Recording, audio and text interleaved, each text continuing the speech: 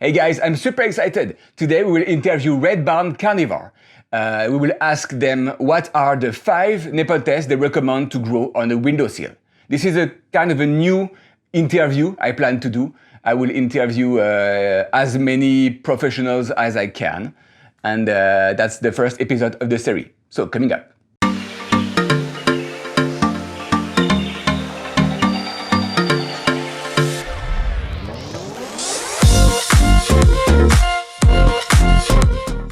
Yeah, so my name is Elijah Levin. I, with a couple of my friends, run Red Barn Carnivores. We're actually located in central Arkansas in the United States. Okay. And you sell what kind of carnivorous plants?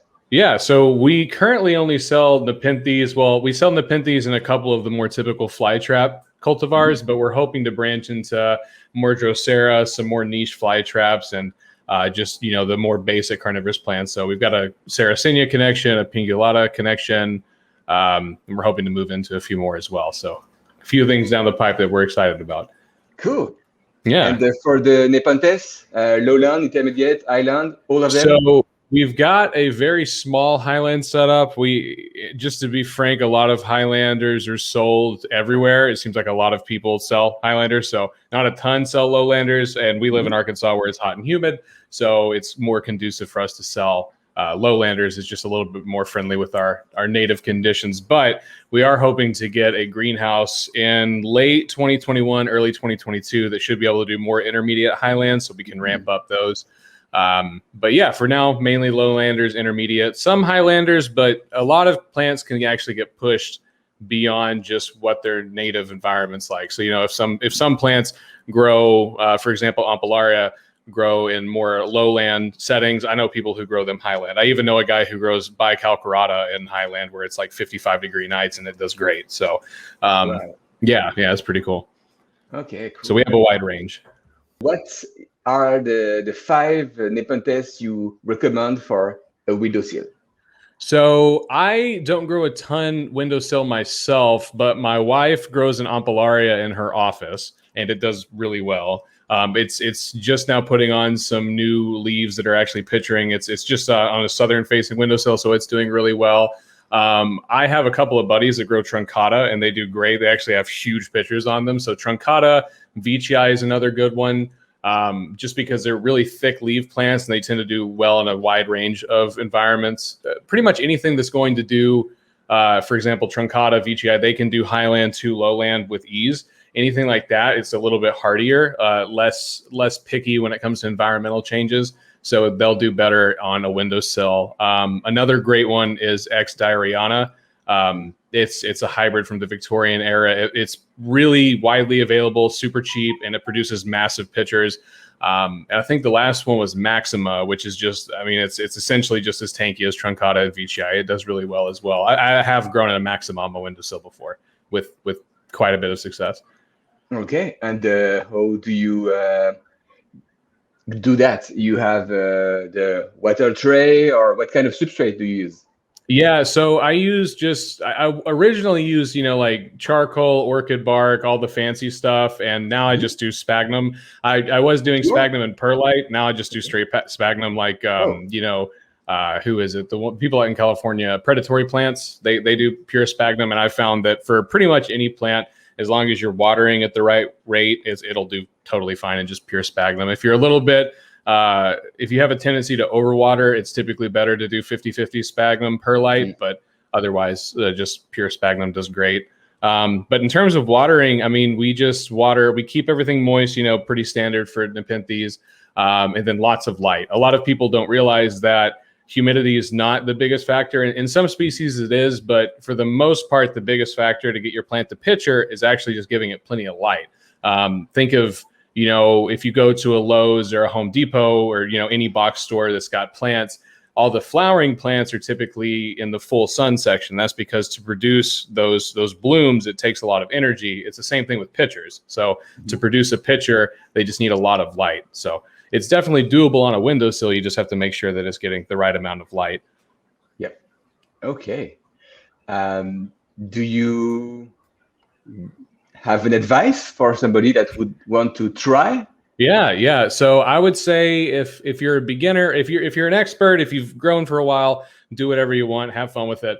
But if you're new, the biggest piece of advice I can give is that it's very easy to get discouraged, especially when you get in the newer, more niche plants like Nepenthes or something. You're not just growing a $20 plant from Lowe's, like an aroid or like an elephant or something. It's a little bit cheaper. You're growing in Nepenthes, you get yourself excited about it, then you take it home and it crashes and it doesn't do so great. The main thing is just don't get discouraged. The main thing you can do is just make sure that I've killed plants. Everyone that I know has killed plants. Yeah. Don't get discouraged. Do your research and just troubleshoot. I mean, there's plenty of resources online, plenty of groups online where you can go to ask people for advice. I mean, I just soak up as much information as you can. And like I said, just make sure it's getting plenty of light, good water, and it should do great. And if it doesn't, just, talk to some people and tweak it a little bit and you'll get there for sure. Okay, cool. So what we've got here is a nice seed-grown truncata. This one's actually been growing out in our greenhouse for, I think, just over a year now. And you can see it started with some smaller pitchers and it's seed-grown. Wow, 1 year only? Yeah, this one, it's a seed grown plant that we bought. It's not, we didn't grow it from seed ourselves. We bought it from a grower down in Florida, but I want to say, let me check. I think it's an EP plant. I want to say it's huge for a year. Yeah, this is a truncata G. So we got it when it was about the size of a quarter. Wow. I can't remember. I want to say we got it from a Florida grower. But we got it around the size of a quarter. And this is, we built the greenhouse last March and it's been growing in there since then. So yeah, it's definitely put on some size. It's been very happy consistently with all the conditions we've been able to provide it. But this is a super hardy species. You can tell the leaves are pretty thick on it. The pitchers get big. This is actually not a very mature truncata. It'll get much, much, much bigger as time goes on. And one thing I actually saw in the greenhouse while I was out there is this is one of our veitchii. We actually, it's a male. You can see this is the old flower stalk. We use some of the pollen from it in some of our hybrids, but you can kind of see this is how light can impact the pitcher. So the quality is not great, but you can see it's just kind of pinkish, a little bit green. It's got decent stripes. And this picture was actually made in the winter when the light was a little bit lower. And this is a great example of how light can impact your Nepenthes. So they might picture this is a veitchii. If it's on a windowsill, it'll do great. But it might have a little bit less coloration than you're used to seeing, especially, if your reference is like a Candy Dreams or one of the really more pronounced and pretty veitchii. But here you can kind of see, I mean, just from this angle, you can tell this one's been produced in the spring when it's a little bit warmer. It's a lot more sun. It's way more red. The camera's not doing it justice, but this one should be a lot more colorful, have a lot more stripes, and be way, way prettier by the time it opens and finishes developing. But so those are a couple of examples of plants that'll do great.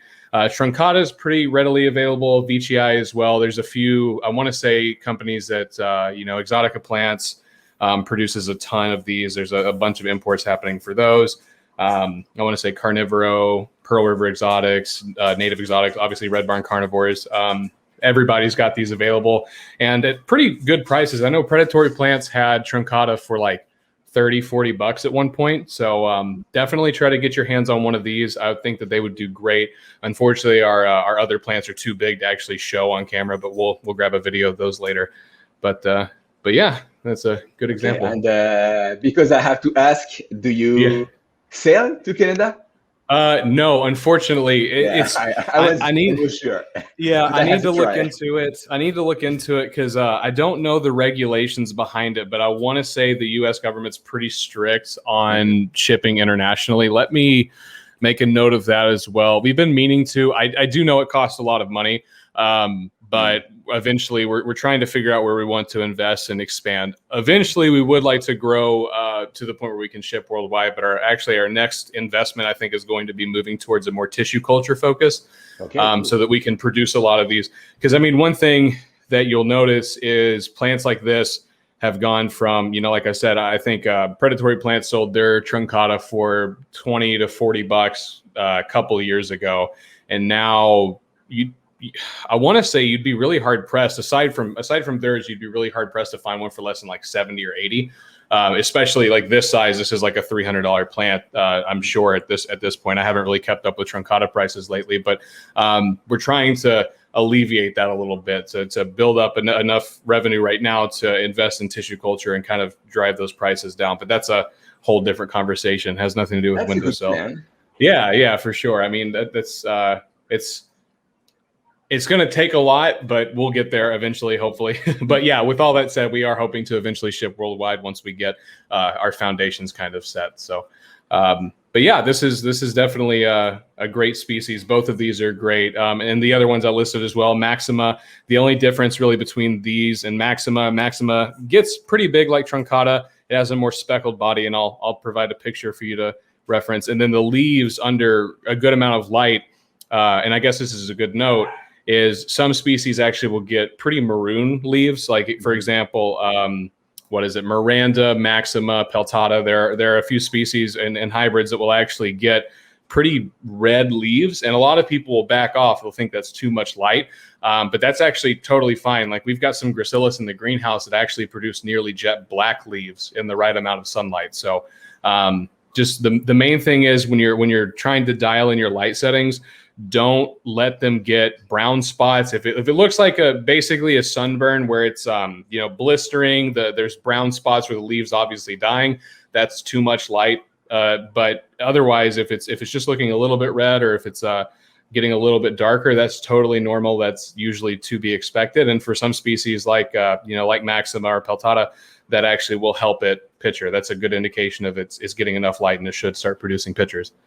Thanks for the advice. Yeah, of course. But yeah, that's pretty much it. It's I said, it's a lot of trial and error, and just making sure you keep your hopes up and start cheap, and then do a lot of research, and you'll knock it out of the park. And in worst case, grow lights, cheap supplemental grow lights are available on Amazon for like $20. So even if you don't have a windowsill, you can still grow plants in your house. If you don't have a humidity dome or a tent or anything, like these guys will do great. 30-40%, or I know a couple of guys actually who grow veitchii in like 15% humidity out in Nevada. So it's totally possible. Okay, cool. Yeah. Okay. Well, thank you for your time, for all the advice and your top 5 Windowsill Nepenthes. Yeah, of course. Thanks for having me. It's been fun to discuss it, and I'm always happy to answer any more questions. Okay. If anyone has a question, I will ask them to let them in the comments, write them in the comments, sure. And I will maybe ask you some answers. Yeah, for sure. And be sure to subscribe. Like and subscribe. Okay, thank you. Yeah, of course. Thank you so much. Have a good night. Bye-bye. Bye. I hope you enjoyed this video as much as I did. It was really a pleasure to discuss, it's a short interview, but to discuss what kind of plants they grow. I didn't knew they were really specialized on lowland and ampullaria, all that nice plants. It's always interesting to exchange and to see that some growers like greenhouse will have their kind of a specialty. So if you already ordered from them, please tell me what you think about the plants, and if you want to ask questions to them, feel free to leave them in the comments, and I will just ask the question to them. So until next time, happy growing!